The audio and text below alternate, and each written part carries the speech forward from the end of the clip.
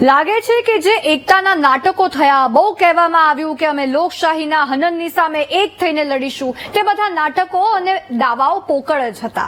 કારણ કે એનડીએ સામે જે વિપક્ષી ગઠબંધન ઇન્ડિયા બન્યું હતું તે હવે ખતમ થઈ ગયું છે.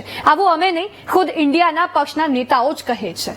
હમણાં તો વાત હતી ઇન્ડિયાનું નેતૃત્વ કોંગ્રેસ નેતા રાહુલ ગાંધીના બદલે પશ્ચિમ બંગાળના સીએમ મમતા બેનર્જીને સોંપવામાં આવે.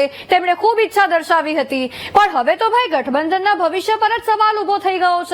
તેજસ્વી યાદવ, ઓમર અબ્દુલ્લા બધા એમ જ કહે છે કે આ ગઠબંધનનો કોઈ મતલબ રહ્યો નથી હવે. અને પવન ખેડાએ તો કહી જ દીધું કે એ ગઠબંધન તો માત્ર લોકસભાની ચૂંટણી માટે જ હતું.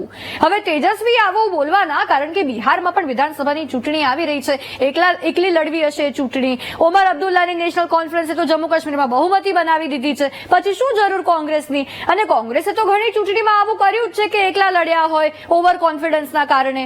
નેતાઓ સત્તા પક્ષના હોય કે વિપક્ષના, જનતાના વિશ્વાસથી રમત કેમ રમાય છે?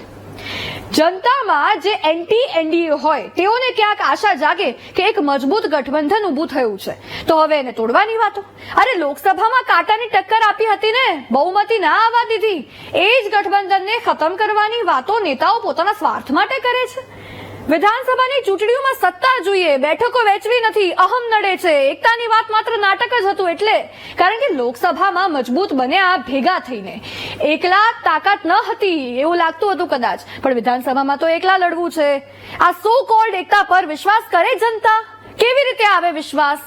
લોકો કહેશે કે આ તો સત્તા પક્ષની સાઈડ લઈ રહી છે. ના, એનડીએમાં આવું થયું હોત ને તો એના માટે પણ આ જ બોલવામાં આવ્યું હોત.